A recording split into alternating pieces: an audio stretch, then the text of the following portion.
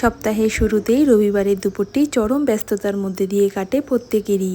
So hello everyone, আমি শম্পা ব্যস্ত রবিবারের ছোট্ট গল্প নিয়ে চলে এসেছি আবার তোমাদের কাছে।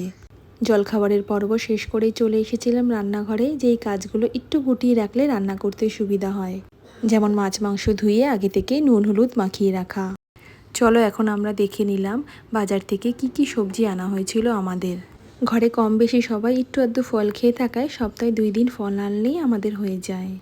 তোমরা যারা কন্টিনিউ ভিডিওটি আমার দেখছো তারা হয়তো বুঝেই গেছো আমি চিকেনটি আজকে কিভাবে রান্না করব। শুধু চিকেন না, মাছটাও আমি এভাবেই রান্না করব আজকে। টমেটো, পেঁয়াজ, আদা, রসুন ইত্যাদি যা যা মশলা চিকেন রান্না করতে লাগে সবই আজকে পুড়িয়ে নিয়েছিলাম আগে থেকেই। তারপরে একটু কাজ করতে চলে গিয়েছিলাম, এসে দেখি শাশুড়িমা সব কিছুই ছাড়িয়ে সুন্দর করে গুছিয়ে রেখে দিয়েছেন।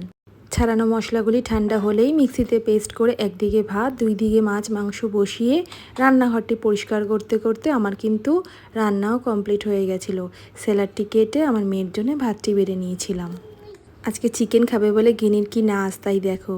তোমরা ভালো থেকো, সুস্থ থেকো, দেখা হবে আবার একটা পরবর্তী ভিডিওতে।